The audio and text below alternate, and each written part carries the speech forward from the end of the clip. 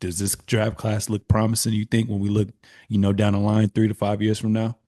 I definitely think this draft class looks promising. But I'll be real. I feel like when your team's not in the draft, it's kind of like I don't, not that I don't care, but I don't even want to hear about it because it's like, well, we're Facts. not getting any of this young talent, to be real. And it Hmm. really pisses me off because they fucked us over, us as in the Detroit Pistons. They fucked us over 2 years in a row when we had awful records and they gave us the number 5 pick. And granted, we got Jaden Ivey with one of those, so I'm happy about. But then we had to get Ron Holland, who we'll see what he turns into, but I don't really like him that much. When this year now Ace Bailey goes 5. Like, could you imagine? Yeah, so that just kind of has me upset. I would love to have had Ace Bailey on my team. I think that's insane that he dropped like that. But overall, I mean, I think that all the decisions made sense for the most part. I will say it'll be interesting to see what the Spurs do with all these guards because you have now Fox, Castle, Harper, and And Vassell. Vassell. Um, I think that for sure at least one of them has to go, but I think honestly maybe one of those top three. I think you might keep Vassell because he's just a scorer and his value is lower than those guys, but I just think that it's going to be hard for Castle and Harper to develop alongside Fox. Yeah. So it'll be interesting to see how that works. But in the end of the day, those are like good problems to have. Hopefully, probably just play like a season with all of them, see who did the best, and then get some value for somebody for another position that y'all need, like the Mm. 3 or the 4 or something like that. Yeah. Um, but overall, I think that I don't like the Igor guy going to the Nets.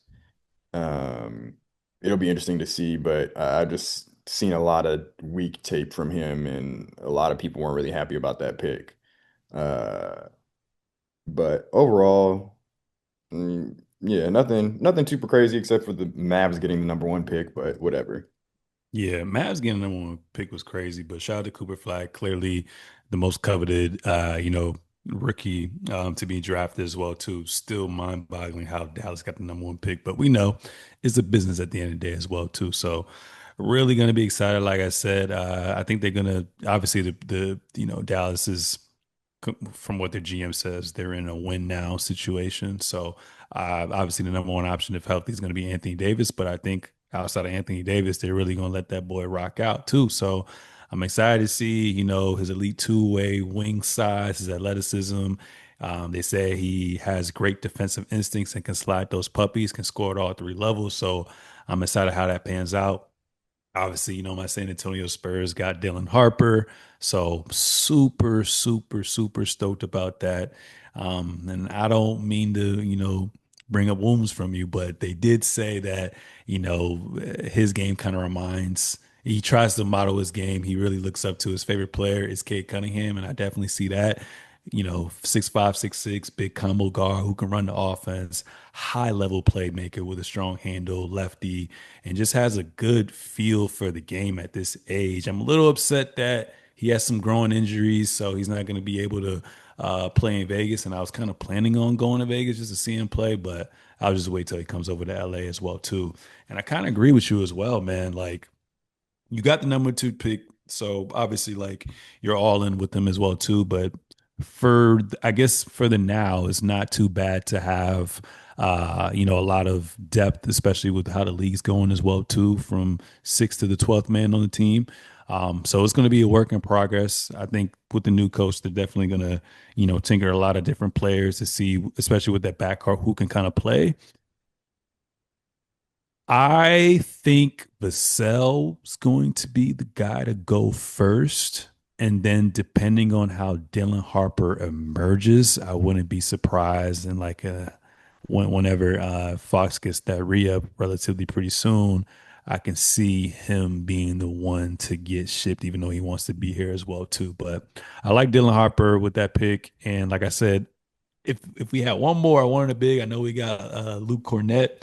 I really wanted to get Derek Queen. So I know he's in New Orleans right now. Skilled big guy with strong footwork. He has great hands for his age and size, and I love his scoring ability. I think he kind of reminds me of a Sengun, or at least like a between a Sengun and like a Bam Adebayo type of player. And I think that will kind of work well with Zion if Zion, can stay on the floor as well too. Them at the 4 and 5. I don't really know about his defense, but he has the tools to be a great defensive player. And I don't know what the Pelicans have done with their medical team too, because it seemed like everybody on that squad always get hurt. So I'm a little nervous about that as well too. Carter Bryant, just seeing his highlights from college and seeing these past interviews as well too. Another thing that I kind of wanted was that three that could play the four, two-way base player. Although he didn't get a lot of touches, he was a force on the defensive end. Very long, very athletic. Like I said, has a two-way upside, active defender, aggressive when he can attack the basket with line drives. And he looks like he's going to be a pretty damn good shooter as well too. So he was saying today, the best who like everybody's so caught up with scoring, but it's the little things that can get you on the floor, especially, honing in on your craft from the defensive end as well, too. But I think he's going to be a work in progress just because we have so much players that we're going to have to play. So I wouldn't be surprised if he's in the G League for most of the year. And then if we have an injury to knock on wood, Sohan or something like that, then he will probably play some spot minutes. But I think when it's all said and done, just listen to his mentality. I mean, it's one thing to say something, one thing to do something. I think he's gonna end up being a well-rounded player. Another guy that I'm excited about is Jeremiah Fierce too for the Pelicans.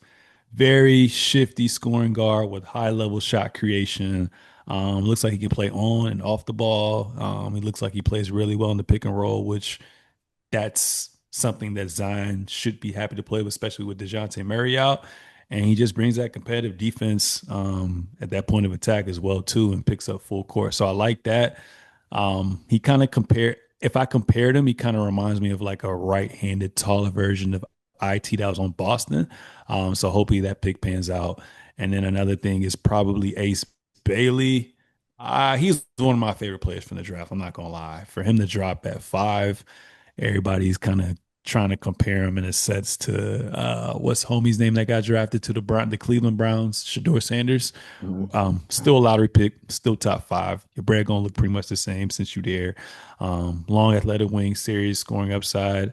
People were making jokes about they were making jokes about his agent looking like the variant of Rich Paul. Mhm. Um, but it's one of those cases where it's just like, bro, like I already know you got your NIL money, and obviously you came from nothing and have that, so you think that's a lot. But this is NBA money is on a different level. And honestly, he was trying to, get to the Wizards or the Brooklyn Nets as well too. But I think this is the best scenario for him where he's in Utah with not much to do there, and he's gonna automatically be, the guy there with Laurie. So this is gonna be good for him long term. And who cares where you get drafted? It's a blessing. It's a dream. You're in a small percentile of people who actually get to go to the NBA.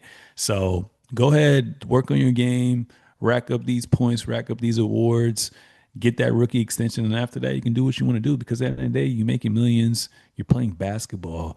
And let's not forget, and you're only really home 3, 4 times a week. And in the off season, you can be wherever the fuck you want to be at. So I hope he embraces it because I like him a lot. And then to end it off, VJ, another guy that I liked as well too, kind of gives me D Wade, Ant Man, prime Victor Oladipo type comp, explosive, probably one of the most explosive shooting guards in this draft.